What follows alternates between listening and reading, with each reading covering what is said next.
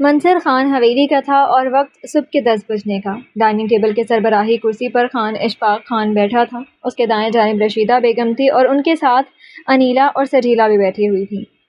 تم دونوں کے شوہر نامدار ہمارے ساتھ ناشتہ کرنے میں اپنی توہین کیوں سمجھتے ہیں؟ خان اشفاق نے ہمیشہ کی طرح وہی سوال دونوں بیٹیوں سے کر ڈالا تھا اور وہ دونوں بھی ہمیشہ کی طرح بغیر جواب دیے اپنی اپنی پیٹوں پر نظریں جھکائے رہیں۔ سیڑھیوں سے کسی کے اترنے کی آوازیں آنے لگیں۔ خان دفع کریں، نہ جانے کیوں صبح صبح اپنا اور ہمارا بھی موڈ خراب کر رہے ہیں، رشیدہ بیگم نے عزلی نفرت سے کہا تھا۔ سجیلا جواب میں کچھ کہنے والی تھی مگر ٹیبل کے نیچے بہن کا ہاتھ اپنے ہاتھ پر محسوس کرتے ہی اس نے اپنے الفاظ اندر ہی دفن کر دیے۔ سفید شلوار قمیض، کندھوں پر سفید مردانہ شال، پشاوری چپل پہنے ایک خوبرو مرد ٹیبل کے بائیں جانب کرسی کھینچنے لگا۔ ایسا لگا کسی گمشدہ سلطنت کا وارث اپنے حق کے تخت کی طرف بڑھ گیا تھا۔ معذرت تھا سائیں، اٹھنے میں دیر ہو گئی۔ رشیدہ بیگم سے سلام لینے کے لیے وہ ذرا سا جھکا تھا۔ جیتے رہو، بیٹھو ناشتہ کرو۔ رشیدہ کی نظریں اس کے آتے ہی فوراً ڈائننگ ٹیبل پر رکھے ہر پکوان کو ٹٹولنے لگی۔ آنکھوں میں وہی چمک ابھری تھی جو ہر ماں کے چہرے پر اپنے بچے کو کھانا کھلاتے ہوئے آ جاتی ہے۔ وہ تازہ دیسی گھی بریڈ پر جیم کی جگہ لگا کر اس کے سامنے رکھنے لگی، لسی گلاس میں ڈالنے لگی، باورچی کو پراٹھے لانے کا حکم دینے لگی اور سامنے بیٹھا جوان مرد اس محبت پر مسکرائے بغیر کچھ کر نہیں پایا تھا۔ تائی، مجھے ان کھانوں کی ابھی عادت نہیں ہوئی، ہاتھ ہولہ رکھیں۔ یہ میرا تیسرا بریڈ ہے اور آپ دیسی گھی سے بھر بھر کے کھلا رہی ہیں، میرا پیٹ خراب ہو جائے گا۔ چپ کر جا، بس کھا لیا کر جو دیتی ہوں، تم اولادوں کے نخرے ختم نہیں ہوتے۔ اس نے سربراہی کرسی پر بیٹھے خان اشفاق کی طرف دیکھا، وہ چپکے چپکے مسکرا رہا تھا۔ اشارے سے اس نے تائی کو منع کرنے کا کہا مگر خان اشفاق نے بھی سر نفی میں ہلا دیا۔ یعنی خاموشی سے کھاتے رہو جو بیگم صاحبہ کھلا رہی ہیں۔ خان جی کیا بنا؟ انصاری نے زمین حوالے کر دی؟ رشیدہ بیگم نے ہاتھ جھٹکتے ہوئے اب مکھن والی چھری پلیٹ میں رکھ دی تھی۔ کچھ دنوں میں کر دے گا، مختصر مثبت جواب ملا تھا۔ اللہ کرے اس کو ہارٹ اٹیک آ جائے۔ میں نے سنا ہے وہ زمین اسے زرلختہ سے بھی زیادہ عزیز ہے۔ کیا بات ہو رہی ہے؟ اور یہ تائی کس سے نفرت کی ہرجائی بنی ہوئی ہیں؟ وہی برخوردار حارث والا معاملہ۔ انہوں نے رومال سے منہ صاف کیا تھا۔ اچھا بھلا ناشتہ چل رہا تھا مگر رشیدہ بیگم کو کون سمجھاتا؟ ویسے مجھے اس سارے کیچڑ میں قصور انصاری کا نہیں لگ رہا، یہ سب کسی اور کا کیا دھرا محسوس ہوتا ہے۔ چپ کر جا میکائل، تو الگ حمایتی مت بن میرے بیٹے کے قاتلوں کا۔ خان جی، آنے والے سرپنچ میں آپ کے ساتھ خود میں جاؤں گی، میں بھی دیکھتی ہوں کیسے زمین نہیں دیتا وہ۔ عورتوں کا کیا کام ہے سرپنچ میں؟ بہت ہو گیا رشیدہ، میں مزید کچھ نہیں سنوں گا۔ کبھی کبھی تو مجھے لگتا ہے حارث آپ کا سوتیلا بیٹا تھا، اسی لیے اس کی موت پر آپ کا کلیجہ نہیں پھٹتا۔ وہ ایک لمبا آنسو بہا کر ڈائننگ ٹیبل سے اٹھ گئی تھی۔ کیا کروں میں اس عورت کا؟ ہر بار مگرمچھ کے آنسو بہا کر میرا منہ بند کروا دیتی ہے اور میں کچھ کہہ بھی نہیں سکتا۔ دیکھو میکائل، لوگ کہیں گے خان اشفاق اپنے بیٹے کی موت پر خوش ہے، نہ اس کی موت کا انتقام لے رہا ہے، نہ بیوی کو ماتم کرنے دے رہا ہے۔ یہ عورتیں بھی کتنی بے بس کر دیتی ہیں ہم مردوں کو، خان نے تھکے لہجے میں کہا تھا۔ سب ٹھیک ہو جائے گا، میں ذرا زمینوں کا ایک چکر لگا کر آتا ہوں۔ وہ کھڑا ہو گیا تھا۔ گم مت ہو جانا، شام کو بیٹھک لگے گی تو میرے ساتھ آؤ گے۔ میں آ جاؤں گا تایا، آپ بے فکر رہیں۔ وہ وہاں سے نکلنے لگا تھا۔ سجیلا نے ہاتھ میں بنانے والا واپس پلیٹ میں رکھا اور اس کے پیچھے چل پڑی تھی۔ خان اشفاق نے اس کو یوں بھاگتے ہوئے دیکھ لیا تھا مگر کچھ سمجھ نہیں پایا، اس لیے خاموش رہا۔ حویلی میں کسی کی یہ عادت نہیں تھی کہ کھانے کے دوران اچانک اٹھ جائے جب تک کھانا مکمل نہ ہو۔ میکائل ساں، وہ گاڑی کا دروازہ کھول رہا تھا کہ اس کے زنانہ آواز پر پیچھے مڑ کر دیکھا۔ کیا ہوا؟ کچھ کام تھا؟ وہ آپ نے ابھی کہا تھا نا کہ آپ کو حارث والا معاملہ کسی اور کا بنایا ہوا لگ رہا ہے؟ اس کی پیشانی پر فکر صاف جھلک رہی تھی۔ مجھے تو ایسا ہی لگ رہا ہے مگر ضروری نہیں جو محسوس ہو وہی حقیقت بھی ہو۔ بس یہی تو میں کہہ رہی ہوں، جو نظر آئے ضروری نہیں حقیقت بھی ہو۔ کیا مطلب ہے اس بات کا؟ میں کچھ سمجھا نہیں۔ اس کی نیلی آنکھیں سکڑنے لگی تھی۔ اماں نے ضد لگا رکھی تھی یا تو میں اور انیلا باجی زریاب اور زریز بھائی سے خلا لے لیں یا پھر انہیں گھر داماد بننے پر راضی کریں۔ کیا کہہ رہی ہو آپ؟ اس نے گاڑی سے ٹیک ہٹایا۔ ہاں میکائل ساں، یہی شرمندگی چل رہی ہے۔ اماں کو ہمارے سسرال سے سخت نفرت ہے۔ اس نے نظریں جھکا لی تھیں۔ ہمارے شوہر ہمارے مجبور کرنے پر اپنے ماں باپ کے گھروں سے دور ہونے لگے، مگر دونوں بھائیوں نے پچھلے 3 سال میں ایک رات بھی اس حویلی میں نہیں گزاری۔ آخر وہ بھی تو پٹھانوں کا خون رکھتے ہیں، انہیں ہمارا احساس ہے مگر ہم ان کے لیے کچھ نہیں کر پائے۔ الٹا اماں کے دھمکانے پر ہر بار وہی کرتے ہیں جو انہیں ہم سے مزید دور لا کر کھڑا کر دیتا ہے۔ اتنا کچھ ہو گیا۔ خیر میں تو لندن میں تھا مگر مجھے واقعی افسوس ہے، وہ آہستگی سے بولا تھا۔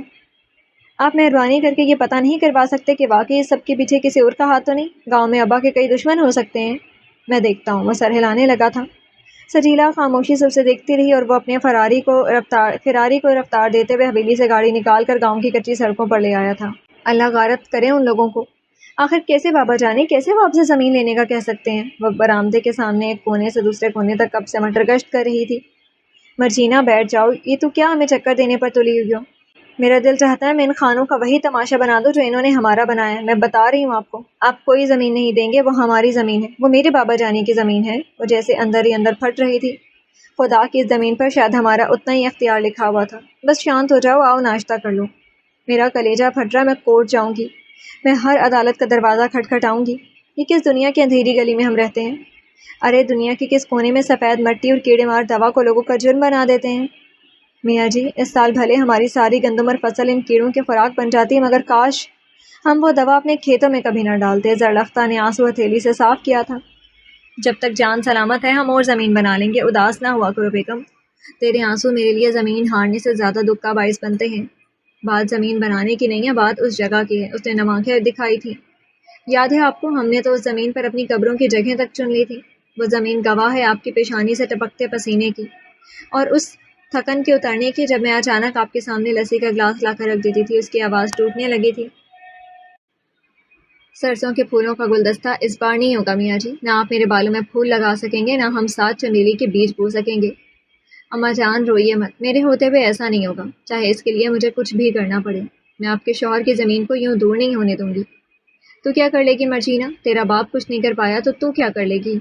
ان غمگین آنکھوں نے اسے حقیقت ہی تو دکھائی تھی۔ اماں مجھے ان خانوں سے بات کرنی ہوگی۔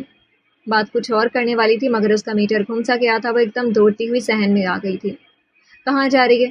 رک جا لڑکی، تو الگ بدماش بنی ہوئی ہے۔ اس جلی سے تو ابھی بات کرتے وقت بھی دھڑکا لگا رہتا ہے۔ زرلختہ نے اس کے پیچھے دوڑ لگائی تھی، مگر وہ بہت آگے نکل آئی تھی، کوٹھی کی دہلیز تک عبور کر چکی تھی۔ مرجینا، تو نے کیا کتے کی ہڈی گھٹنے میں لگا رکھی ہے؟ انصاری صاحب جائیں نہ اس کے پیچھے، آپ کیوں دیکھ رہے ہیں؟ وہ واپس آئی تھی ناکام ہو کر، کیونکہ وہ گلی سے نکل گئی تھی۔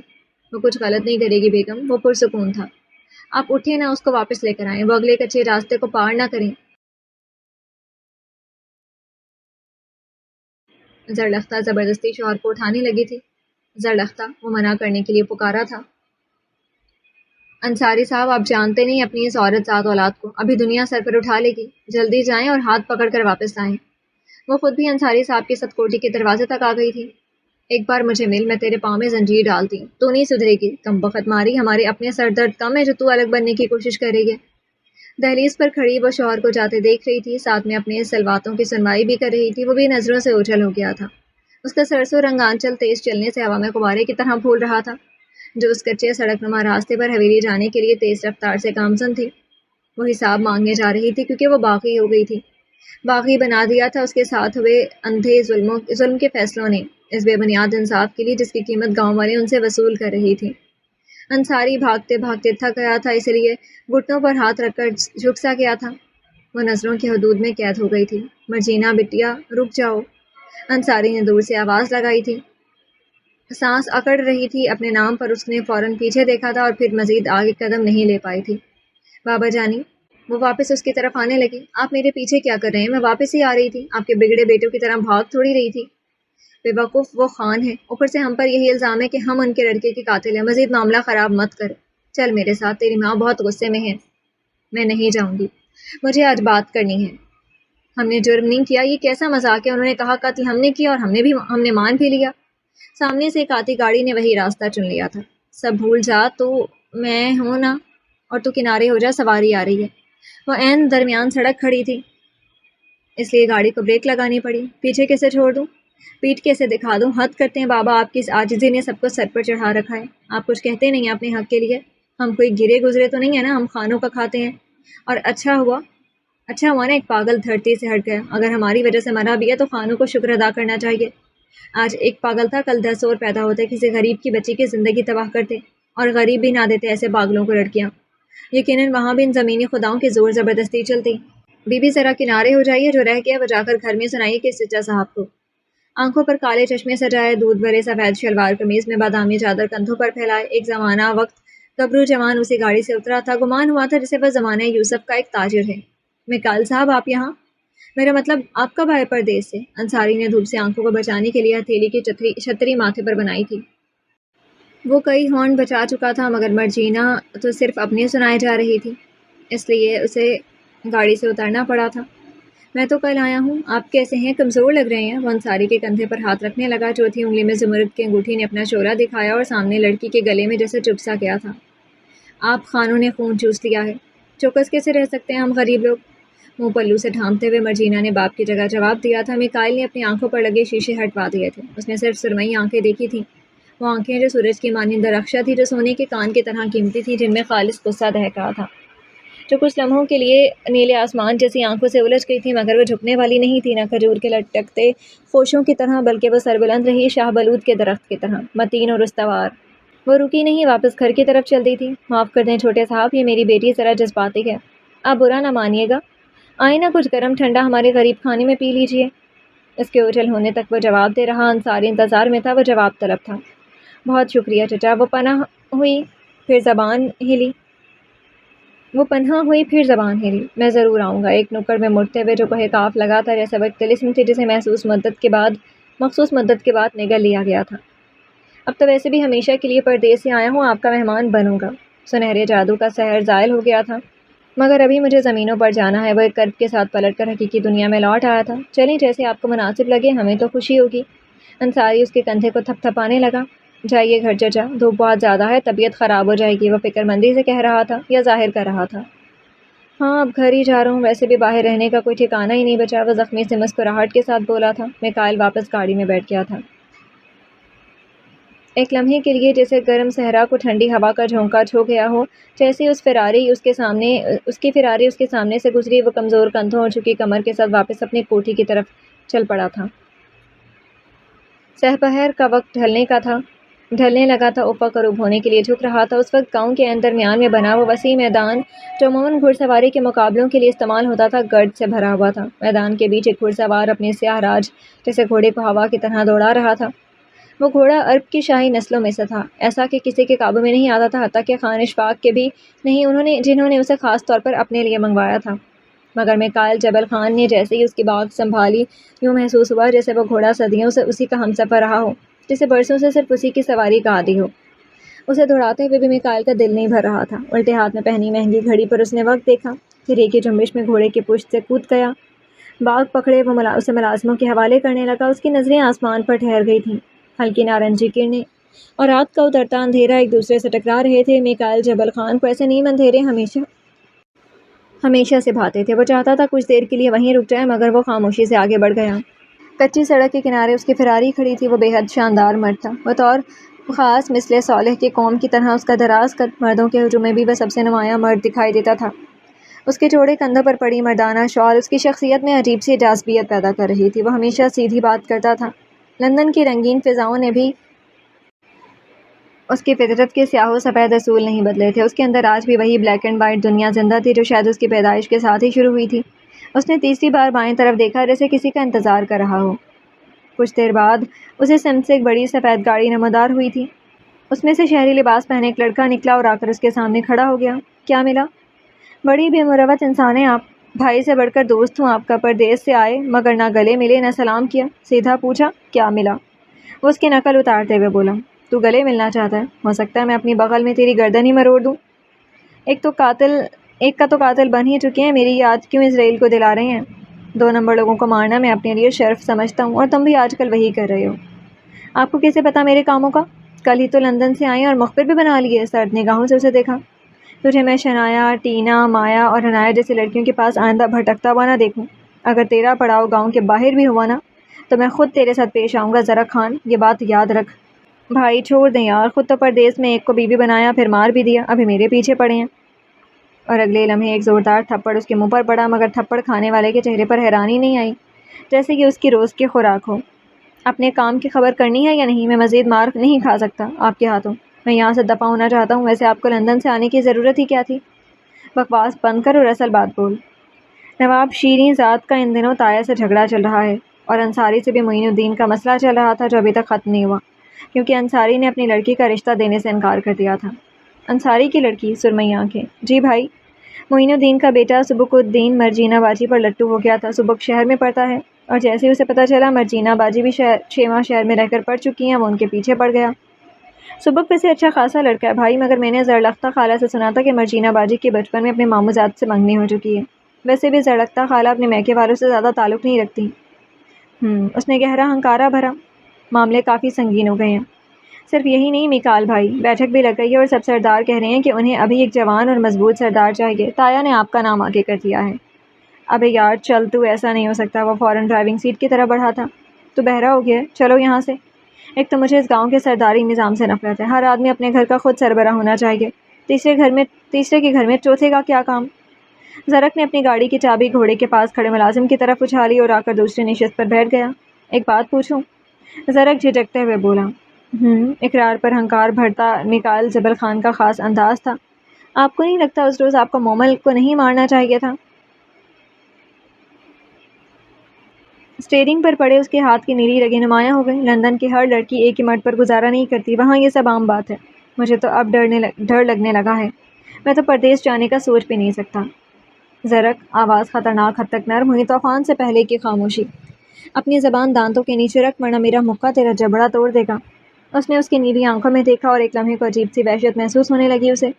اس طرح شکاری کی طرح مت دیکھا کریں، میں آپ کو کوئی پالتو کتا تو نہیں ہوں؟ ایسے ہی پوچھا تھا۔ لگتا ہے تیرے کانوں کو میری ٹماٹو کی آواز بہت پسند ہے جب تمہارے منہ پر لگتے ہیں۔ بھائی، ایک اور لفظ نہیں۔ اچھا بابا۔ اس نے دونوں ہاتھ اٹھا دیے جیسے کہہ رہا ہو بکواس بند، معاف کر دو۔ اس بیٹھک میں موجود تمام سرداران کے متفقہ رائے کو مد نظر رکھتے ہوئے ہم نے اس گاؤں کے نئے سردار کے طور پر میکائل جبل خان کو منتخب کیا ہے۔ آؤ برخوردار، دستار اپنے سر پر سجا کر اس روایت کو برقرار رکھو۔ تایا، مجھے آپ سے بات کرنی ہے، میکائل نے خان اشفاق کے کان کے قریب جھک کر دھیمی آواز میں کہا تھا۔ خان اشفاق نے ہاتھ بڑھا کر پگڑی تھامی، سردار کو چند لمحے انتظار کا اشارہ دیا۔ کیا بات کرنی ہے تم نے؟ آپ کو مجھ سے پوچھنا چاہیے تھا کہ میں یہ ذمہ داری اٹھانے کے لیے تیار بھی ہوں یا نہیں۔ میکائل، بھول مت، ہم نے تمہیں اپنے بیٹے کی طرح پالا ہے۔ ایک لمحے کے لیے بھی دل میں یہ نہیں آنے دیا کہ تم لالا کے بیٹے ہو۔ میرا تم پر اتنا حق تو بنتا ہے کہ تمہیں اپنی جگہ سرداری کا امیدوار بنا سکوں۔ میں مانتا ہوں آپ کا مجھ پر ہر حق ہے، مگر مجھے اس وڈیرانہ اور سردارانہ نظام سے نفرت ہے۔ یاد رکھیں، اگر یہ دستار آج میرے سر پر رکھی گئی تو میں اس گاؤں کا آخری سردار یاد رہ جاؤں گا۔ خان اشفاق کے ماتھے پر بل پڑ گئے تھے۔ اب حجابات کی باتیں بعد میں دیکھی جائیں گی۔ ایک بار پھر سوچتے میں آپ کے کہنے پر نہیں رکوں گا، جو کرنا چاہوں گا وہ کر گزروں گا۔ مجھے ڈرایا مت کر میکائل، میں تیرا تایا ہوں، تجھے میں نے پالا، تو نے مجھے نہیں۔ جا دستار پہن۔ وہ خود اس کے ساتھ کھڑا ہوا اور پگڑی تھامے سردار نے دستار میکائل کے سر پر سجا دی۔ اس کی نیلی آنکھیں کسی اندیکھی وجہ سے سکڑ گئی تھیں۔ وہ اپنی جگہ پر بیٹھا تھا، مگر یوں محسوس ہوا تھا جیسے سر پر رکھے چند گز کپڑے نے سب کچھ بدل دیا ہو، یہاں تک کہ اس کے بیٹھنے کی قیمت بھی۔ انصاری کہاں ہے؟ ابھی تک آیا کیوں نہیں؟ آج کی بیٹھک خانوں کے حجرے میں لگی تھی جو خان حویلی کی دیوار کے اس پار واقع تھی۔ ہم نے تو خبر بھیجوا دی تھی، خان اشفاق پتہ نہیں ابھی تک کیوں نہیں آیا۔ ہم آ گئے ہیں سردار، انصاری کے ساتھ اس کی بیٹی بھی آئی ہے۔ مرجینا ہمیشہ کی طرح آدھا چہرہ ڈھانپے اپنے باپ سے آگے بڑھی تھی۔ جھکی ہوئی تھکی کمر کے ساتھ انصاری اسے چند قدم پیچھے آ رہا تھا۔ مرجینا نے پلٹ کر ایک نظر باپ پر ڈالی۔ تو یہاں کیا کر رہی ہے لڑکی؟ یہ مردوں کی بیٹھک ہے۔ وہ باپ کو بٹھانے لگی۔ کاکا، میں بھی مردوں جیسے زبانی بولوں گی، عورتوں والی ادائیں دکھانے کا کوئی ارادہ نہیں ہے میرا۔ کیا بول رہی ہے تو چھوری؟ انصاری، تجھے شرم نہیں آئی؟ اپنی بیٹی کو مردوں کی بیٹھک میں لے آیا؟ اور تیری ماں نے تجھے باندھ کر کیوں نہیں رکھا؟ ایک عمر رسیدہ سردار اپنی مردانہ انا سے مجبور ہو کر بولا تھا۔ مرجینا، تو کیوں میری عزت کا تماشا بنانے پر تلی ہوئی ہے؟ انصاری کی آواز رونے کے قریب ہو گئی تھی۔ بابا جانی، خدا کے لیے بس کر دیں، اور آپ لوگ ان مردان خانوں اور زنان خانوں والی سوچ کو لگام ڈال دیجیے۔ مولوی صاحب، کیا ایسا نہیں تھا کہ رسول اللہ صلی اللہ علیہ وسلم کے زمانے میں عورتیں مسجدوں میں آیا کرتی تھیں؟ کیا وہاں بھی کسی بزرگ نے کھڑے ہو کر ان عورتوں کے ماں باپ کی تربیت پر سوال اٹھایا تھا؟ کونے میں بیٹھے سفید داڑھی والے بزرگ نے اس بات میں سر ہلایا تھا۔ دیکھا کاکا آپ نے، اب تو ایک مرد نے بھی کہہ دیا کہ کسی عورت کا سرپنچ یا بیٹھک میں آنا نہ گناہ ہے نہ جرم۔ مردوں کے درمیان ایک عورت کی صاف گوئی اور بلند آواز نے سب کو لمحے بھر کے لیے خاموش کر دیا تھا۔ تو کیوں آئی ہے یہاں لڑکی؟ جو کہنا ہے کہہ کر اپنے گھر جاؤ۔ خان اشفاق کے چہرے پر ناگواری نمایاں تھی۔ خان، آپ کے گاؤں کی زہریلی رسموں نے میرے ماں باپ کی رومانوی یادیں ختم کر ڈالی۔ آج آپ لوگ انصاری سے زمین کا ایک ٹکڑا نہیں، اس کا غرور، اس کی چوتھی اولاد چھیننے جا رہے ہیں۔ وہ بولنے پر آئی تو بولتی چلی گئی۔ ملال اس بات کا نہیں کہ ہمارے حصے میں نقصان آیا، ڈر اس بات کا ہے کہ اگر اگلے سال میرے بابا کے پاس ان کے سرمایے میں صرف ان کی عورت اور ان کی بیٹی رہ گئیں تو کیا آپ سرداران ان کا بھی اسی طرح بٹوارا کریں گے؟ یہ کیا بک رہی ہے؟ ہم یہاں معزز خاندانوں کے معزز مرد بیٹھے ہیں، تمہاری یہ زنانہ گرم گفتگو مزید برداشت نہیں ہو رہی ہم سے۔ غلط مت کہیں سردار، روز اول سے مرد یہی کرتے آئے ہیں، عورت کو ہمیشہ اپنی وحشت سے دبایا ہے۔ میرا سوال اس سرپنچ سے ہے اور مجھے جواب چاہیے۔ کوئی ہے؟ جو مجھے یہ بتا دے کہ اگلے سال میری ماں اور مجھ میں کس کا بٹوارا ہوگا۔ اس کی ہر بات تمانچے کی طرح سب کے چہروں پر پڑ رہی تھی۔ میں جانتی ہوں کسی کے پاس جواب نہیں، اور اگر ہے بھی تو اسے زبان پر لانے کے لیے ہمت چاہیے۔ آپ سب کیسے سردار ہیں؟ خدا را مجھے دکھا دیں کس سرداری کے نظام میں درج ہے ایسا کون سا قانون ہے جو فصلوں کے لیے لائی گئی دوا کو ایک انسان کے جرم کا ثبوت بنا دیتی ہے؟ جب اسی دوا سے کسی کی موت ہو جائے تو جرم بھی ثابت ہوتا ہے اور سزا بھی دی جاتی ہے۔ کیا آپ نے خود دیکھا تھا سردار کے خان کے بیٹے کو ہم نے دھکا دے کر سبز ندی میں گرایا تھا؟ یہاں بہت سارے گواہ موجود ہوں گے کہ ندی کے کنارے لگے بورڈ پر صاف لکھا تھا کہ یہاں غوطہ بازی سے پرہیز کی جائے، اور صرف ہمارے ہی نہیں، کئی کھیتوں کی آبپاشی کا پانی بھی وہیں گر رہا تھا۔ کہیں سے یہ ثابت نہیں ہوتا کہ میرا باپ خانوں کے لڑکے کی موت کی ذمہ دار ہے۔ ارے اس پاگل نے خود چھلانگ لگائی ہوگی، اور یہی زیادہ امکان ہے کیونکہ عقل مند انسان تو کبھی مرنے کے لیے جائے گا نہیں۔ اس کی کچی انگلی کو بھی پرواہ نہیں تھی کہ وہ کس کے سامنے یہ سب بول رہی ہے۔ میرا بیٹا پاگل نہیں تھا لڑکی، زبان سنبھال کر بات کر، ورنہ جس زبان سے تو اسے پاگل کہہ رہی ہے میں اسے گدی سے کھینچ لوں گی۔ رشیدہ جو حویلی سے جھانک رہی تھی اپنے بیٹے کو پاگل کہنے پر میدان میں اتر آئی تھی۔ بڑی بڑی باتیں کر لی تم نے، اب یہ بتاؤ زمین کے کاغذات لائی ہو؟ رشیدہ اندر جاؤ۔ بس کر دیں خان جی، اگر یہ بیٹھک میں آ گئی ہے تو یہ جگہ عورتوں کی بھی ہو گئی ہے۔ میں کاغذات لایا ہوں خان، یہ لیجئے۔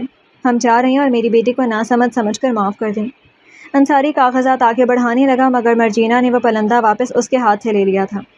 یہ زمین ہمیشہ انصاری کے نام رہے گی، یہ میرا آپ سے وعدہ ہے۔ وہ باپ کے کندھے پر ہاتھ رکھنے لگی۔ ویسے بھی آپ سب کی ان پگڑیوں کے سائے میں تو ہمیشہ انصاف ہوا ہے، تو انصاف کا تقاضا یہ ہے کہ ثبوت لائے جائیں۔ ہمیں دکھایا جائے کہ خان کے بیٹے کی موت میرے باپ کی وجہ سے ہوئی ہے۔ ہم بھی مزید ناکردہ گناہوں کے ملبے تلے نہیں رہ سکتے۔ وہ جیسے طے کر کے آئی تھی ہار کر تو نہیں جائے گی۔ لاتعداد ثبوت دیکھنے کے بعد ہی ہم اس فیصلے تک پہنچے، اور روایت کے مطابق جان کے بدلے یا جان دی جاتی ہے یا پھر ہر سال مقتول کے مال کا آدھا حصہ بطور تاوان دیا جاتا ہے۔ کاکا یہ تو خان بھی جانتے ہیں کہ گاؤں میں ان کے کئی دشمن ہیں۔ ان دنوں نواب شینی ذات کے ساتھ بھی ان کے زمین پر جھگڑا چل رہا تھا۔ میں ان پر الزام نہیں لگا رہی، صرف یہ کہہ رہی ہوں کہ ایک نام کی سرگوشی ہم سب کے کانوں تک پہنچی تھی۔ خدا جانے کتنے لوگ خان سے دشمنی نکالنے کے لیے موقع ڈھونڈ رہے ہوں۔ میکائل کے لبوں پر پہلی بار ہلکی سی مسکراہٹ نمودار ہوئی تھی۔ وہ خاموشی سے اس کی ایک ایک دلیل سنتا رہا، مگر وہ بے خبر تھی کہ نہ وہ یروشلم کی عدالت میں کھڑی تھی اور نہ ہی فیصلے کی مسند پر حضرت عمر رضی اللہ تعالیٰ عنہ جیسا منصف بیٹھا تھا۔ اگر تجھے اپنے باپ کی زمین کی اتنی فکر ہے تو اپنی قربانی دے کر باپ کو کیوں نہیں بچا لیتی؟ رشیدہ بیگم کو یقین تھا کہ یہ لڑکی انصاری کی جان ہے، ورنہ کون اپنی قسمت یوں کسی کے ہاتھ میں دیتا ہے۔ میں کیسے قربانی دے سکتی ہوں؟ عورتوں کے کھیل ہمیشہ ظالم رہے ہیں۔ رشیدہ نے جو ارادہ کیا تھا اب اسے پورا کرنے جا رہی تھی۔ وہ انصاری سے اس کی سب سے قیمتی چیز نہیں، سب سے زیادہ محبت کرنے والا انسان چھین رہی تھی۔ جان کے بدلے جان، یا جان کے بدلے مال اور صلح، اور تیسری صورت بھی ہو سکتی ہے خان جی، ہم انصاری کی بیٹی کو ونی کے طور پر اپنے میکائل کے لیے مانگتے ہیں۔ ایک لمحے کو پورا حجرہ ساکت ہو گیا۔ نہ ہمیں انصاری کی زمین چاہیے نہ مال، میں نے اپنے کلیجے کے ٹکڑے کو کھویا ہے، اب انصاری کا خون اس نقصان کی تلافی کرے گا۔ بی بی ہمیں زمین دینے میں کوئی دقت نہیں، یہ لیجیے کاغذات۔ انصاری جھٹکے کھاتے ہوئے کاغذات کو اس کے ہاتھوں پر رکھنا چاہتے تھے۔ منظور ہے مجھے، مرجینہ نے قیامت کو چن لیا تھا۔ انصاری ایڑیوں کے بل گھما تھا۔ تو کیا بول رہی ہے؟ جا اپنے گھر جا، وہ چیخ اٹھا تھا۔ بابا آپ کی زمین کے اس ٹکڑے کے لیے میں کچھ بھی کر سکتی ہوں۔ اس کا ایک ہاتھ اسی طرح چہرے کو ڈھانپنے کے لیے اٹھا تھا جبکہ دوسرے ہاتھ میں اپنے باپ کی زمین کے کاغذات اس سے لے کر پکڑنے لگی تھی۔ مت کر، تو ہے تو میرا جہان آباد ہے۔ بس فیصلہ ہو گیا خان جی سرداران، آج اس لڑکی کا نکاح میرے میکائل کے ساتھ ہوگا۔ یہ میرے بیٹے کی بنی میں آئی عورت ہوگی اور میرا بیٹا جب چاہے دوسری عورت بھی لا سکتا ہے۔ آج کے بعد اس لڑکی کا اپنے ماں باپ سے کوئی واسطہ نہیں ہوگا۔ وہ آخری جملے پر جیسے اندر سے تڑپ گئی تھی۔ میکائل اپنی جگہ سے کھڑا ہو گیا۔ تائی بیٹا تجھے میری قسم ہے۔ وہ انگلی اٹھائے اسے کچھ بھی کہنے سے منع کر رہی تھی۔ رشیدہ کی آنکھوں کے سامنے حارث کی یادیں لمحوں کے 1000ویں حصے میں بٹتے اور اس کے دل پر وار کر کے مزید جلا دیتے۔ میری بھی بات سن لیجیے، چونکہ میں پوری سزا کاٹنے کے لیے تیار ہوں، تو اگر ایک جرم ہم نے کیا بھی ہے تو ایک جرم کی 2 سزائیں ہم نہیں بھگت سکتے۔ میرے باپ نے پچھلے 3 سال میں جتنی رقم ادا کی ہے وہ مجھے واپس چاہیے۔ جب تک آخری پائی کا حساب نہیں ہوگا مولوی صاحب میرے منہ سے قبول ہے نہیں سنیں گے۔ حساب کی پکی لڑکی اب بے حساب قیمت جھکانے کو تیار ہو گئی تھی۔ وہ ونی میں جانے والی تھی۔ گاؤں میں پرانا رواج قائم ہو گیا تھا اور کسی کو اپنے طاق نوافل کی قبولیت نازل ہوتی دکھی تھی۔ منظور ہے، کل شام تک تمہیں تمہاری قیمت واپس مل جائے گی اور تو اپنے باپ کے نام کی سزا کاٹنے پر دستخط کرے گی۔ رشیدہ ہر قیمت کو چکانے کے لیے تیار تھی، بس انصاری کو تڑپتا دیکھنا چاہتی تھی۔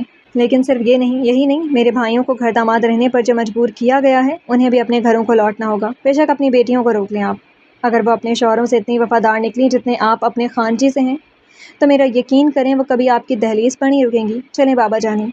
وہ انصاری کا بازو پکڑ کر مڑی، مگر جاتے جاتے اس نے ایک آخری نظر دستار پہنے اس خوبرو مرد پر ڈالی تھی۔ اس کی آنکھیں دوسری بار نیلی آنکھوں سے ٹکرائی تھیں، اور آج پہلی بار میکائل زبل خان نے ان سرمئی آنکھوں میں غصے کے ساتھ بے خوف بہادری بھی دیکھی تھی۔ اس دن کی بیٹھک گاؤں کی تاریخ پر ایک سوالیہ نشان چھوڑ گئی تھی۔ رہما گوئیوں کے دوران ایک سردار بولا تھا، وہ لڑکی غلط تو نہیں کہہ رہی تھی؟ اس کی حمایت میں دوسرے نے سر ہلایا تھا، پھر تیسری نے، اور یوں بیٹھک کے آدھے سردار مرجینا کی تلخ سچائی کے قائل ہو گئے تھے، مگر اس نے اپنی زندگی کے بہاروں کا سودا کر لیا، خزانوں پر۔ وہ اجڑنے والی تھی، اس کے گلنار چہرے پر ونی کا عذاب آنے والا تھا۔